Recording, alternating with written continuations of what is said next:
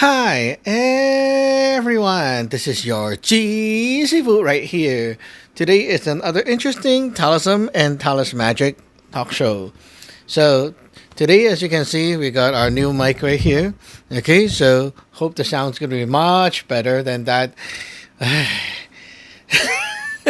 The other one is just a headache. Anyway, it's wired too. I love wired.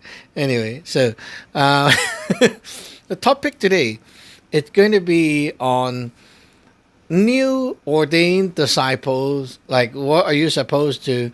How should you be like? How should you get the best out of your journey? Right. So I went through this many times, but it's still a very much highly needed video. So important. First of all, I just learned that there are people, like a lot of people, actually don't understand this thing about you want to become a Taoist, you need to ordain into a sect to become one. It's not like I agree with the theory out there, whatever I'm reading, and then I'm a Taoist.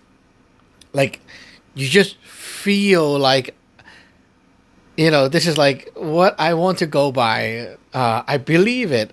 I agree with it. Then you become a Taoist. It's not like that. Um, and I learned that today from someone who told me, like, oh, you know what? Before I actually got into all these stuff, I don't even know you need to get ordained to become a Buddhist or a Christian.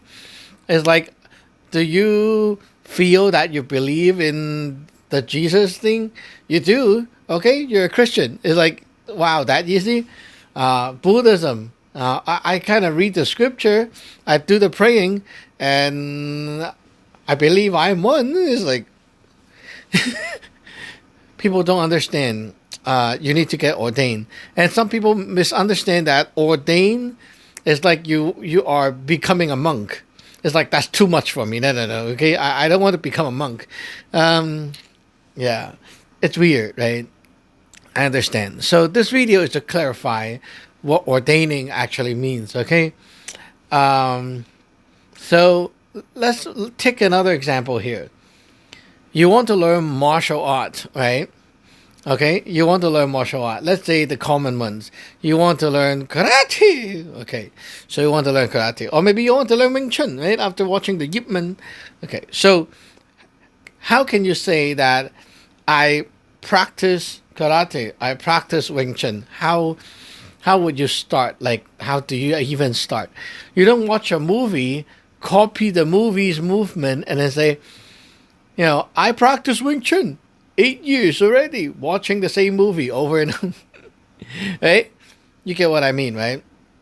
You need to find someone to become your master. You enter the school, then you start learning there, right? That's how you start. So, same thing with being a Taoist, a Buddhist, a Christian, whatever thing, right? You still need to find a person to teach you. And more importantly, before teaching you, is to get you into their system. That's what ordaining is about. Ordaining is to get into that sect, become a member of the sect officially, so that you become a disciple and a Taoist, right? Um, Catholic, Christian, they have that baptize ceremony, right? People bring their kids there when they're young and say, oh, I want my kid to be a Christian or whatever. And then they dip the guy into water, right? The holy water. That's their ceremony. Taoists also have their ceremony for ordaining. A lot of stuff is involved in the ordaining ceremony. So what you don't know because you don't see it, right? There's like a lot of stuff to do. The main point is to first of all, when you decided I want to ordain, okay, there's two things. One is you will be initiated. Okay, what does that mean? Initiation is an English word which doesn't really translate to the Chinese thing that we do. Okay, we call that 入門, entering the door. You enter the door, then you have a Sifu, you have a master, which is me teaching you, right? So you become a disciple, a 弟子, and I am your master. Okay, so you see, you have a master now.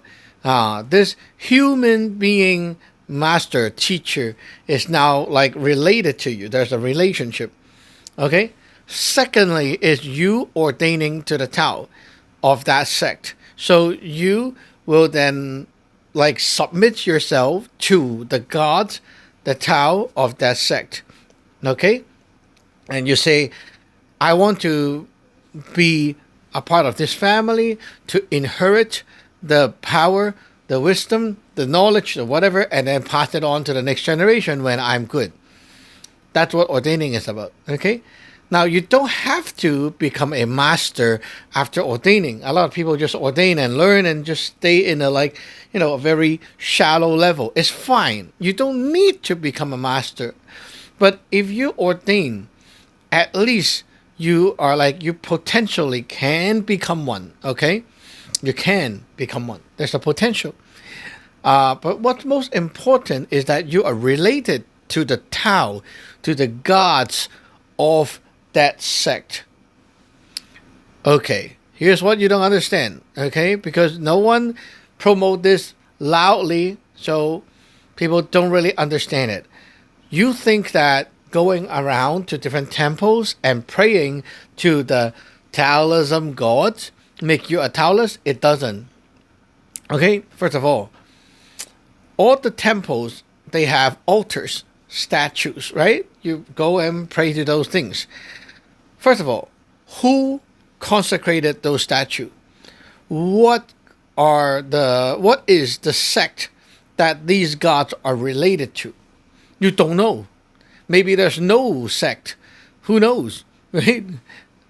You never know what's behind the statue. Some statues have no ceremony done to them.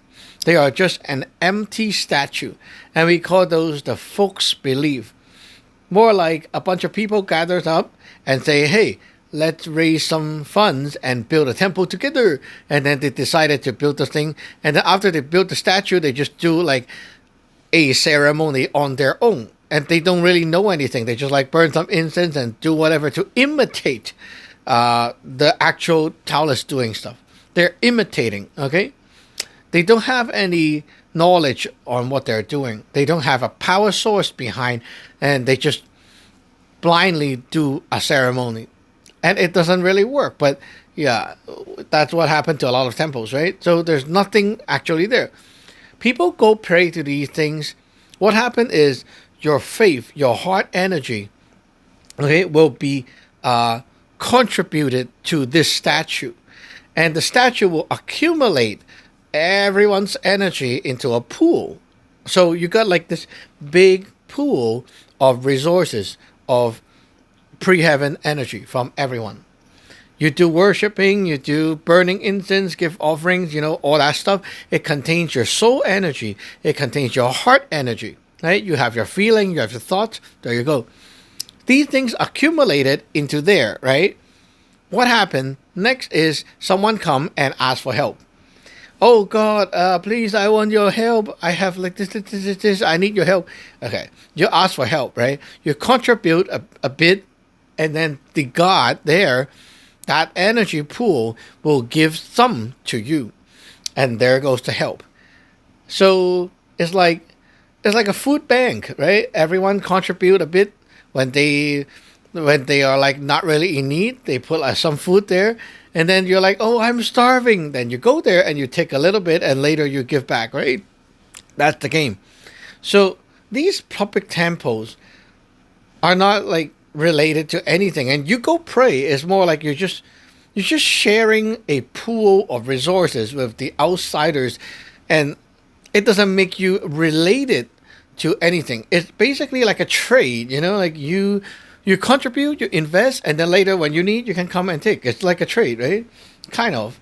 So these things out there are not going to make you a Taoist because you're not related, not connected to that stuff there. There's no sect, no system behind it. People just blindly do it.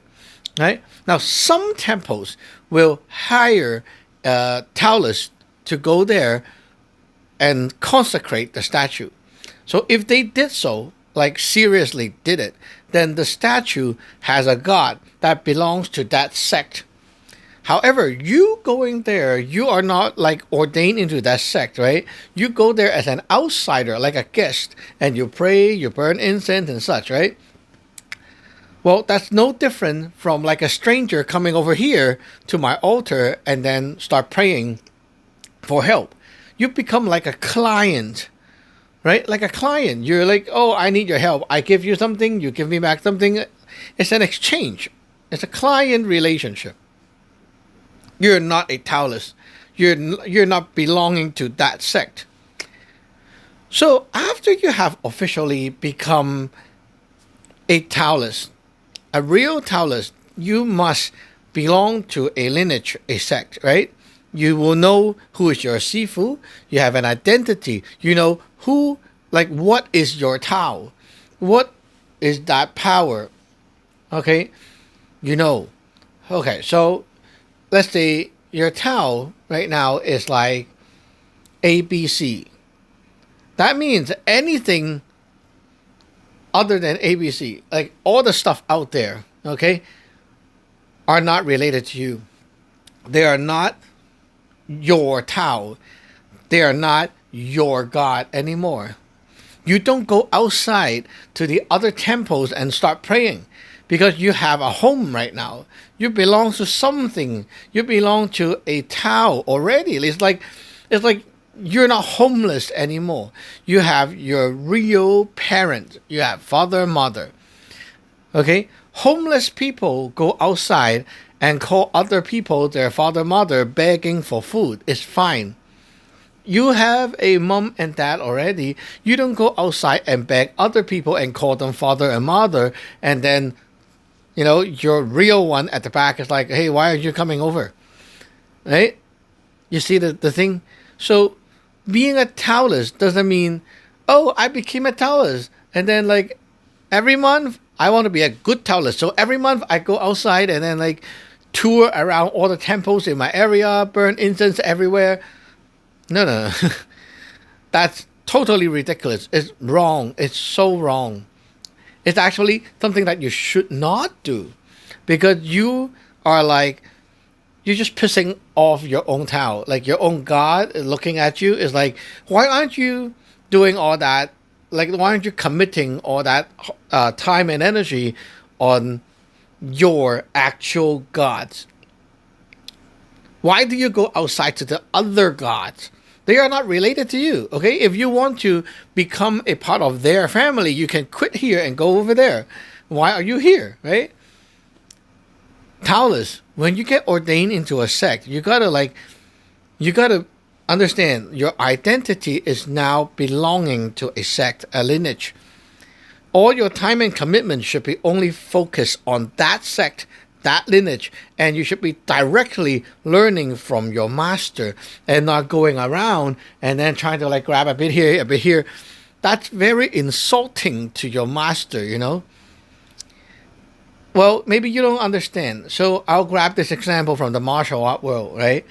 Let's say you practice martial art. You have found your Sifu to teach you Wing Chun, okay? So you're like learning Wing Chun from this Sifu. Do you know your Sifu's lineage? Do you go to your Sifu to learn? Oh, I just signed up for the class with like this Sifu. His name is like Jerry, okay? But you know what? Every weekend I go hang out with different people who practice Wing Chun and I learn from them too. And your Sifu Jerry is like, why don't you come to class? Why don't you come and learn from me? Why do you have to? Why do you have to go outside and learn from others? Am I not teaching you things? Am I not good enough? Why don't you just leave and learn from them instead if you like them more? It's not that your Sifu is not teaching you. It's you are not going to your Sifu's place to spend time there to commit and learn. You're not focusing there. You see the problem? A lot of people just get ordained and they don't even understand what are they supposed to do, let me tell you, focus, put your time and energy into where you're ordained to. Focus, right? Okay, there are places, there are masters out there that is like garbage level. They only care about your money. They grab your money, right? They say, okay, you ordained, and they give you a certificate, and they don't teach you anything, right? They don't teach you anything. You have to like just buy their DVD or whatever, and then you learn from that stuff. There are stuff like that out there. If you encounter this kind of thing, why do you still want to stick on to that garbage lineage? It's not getting you anywhere. You can see the master is not here for you. He only care about the money for the initiation or the ordained. He only care about that money. That's it. Why do you keep learning there, right? Get the hell out of there. Just detach from it. Just say, I quit. Tell them, I don't want to learn here anymore. I want to withdraw. When you say that nicely, they will withdraw it for you. They will get you out of the lineage. And then you find another place that will give you a good future. A place with a master that at least care about teaching their disciples, right? When you find a good master, stick to the master.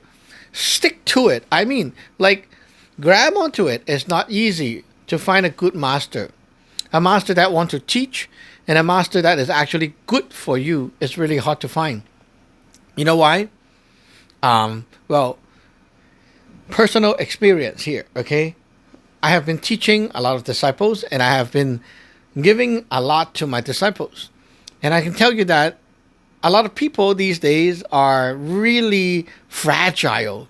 So if you watch like TikTok, there are like super funny videos of people comparing. Oh, kids in the 80s, kids in the 90s, kids in the 2000s. And then you see like every generation, people get more and more lousy, more and more disrespectful, and they're like more fragile, you know. And then it's like kids in the 80s, they can like, oh, pick up the water and move. And then as they go, right, you see, they don't even want to touch that stuff. Somehow they become so weak, so useless. That's the thing. I have been teaching and I've been seeing a lot of these. Back then when when it's my generation, you know, to find masters and things like that, people are okay committing, hardworking, memorizing a lot of things and putting a lot of effort into learning stuff, right? It's normal, you know? It's like back then when I learned martial art, 3,000 punches a day is like nothing. It's like normal, right? But these days it's like you tell people to, oh, let's do punches. And then we do a drill together, 100 punch. People are like, oh, I'm so tired already. What happened? Same to Taoism. I was teaching Taoism, Taoist Magic, and the more I teach, the more I realize how come people are getting so fragile. And then you see that is why a lot of masters just give up. They just like, okay, I give you the most shallow thing ever. You come in, that's it. Just stay there, do whatever you want. I don't care, right? If you're one of those that actually want to commit and learn the real thing, if your master scold you, you know that master is good. Okay, so anyway, my timer is up. I gotta go. Hope you like my new mic. And so I love this new mic. It's so nice. So we'll see you in the next episode. Bye bye.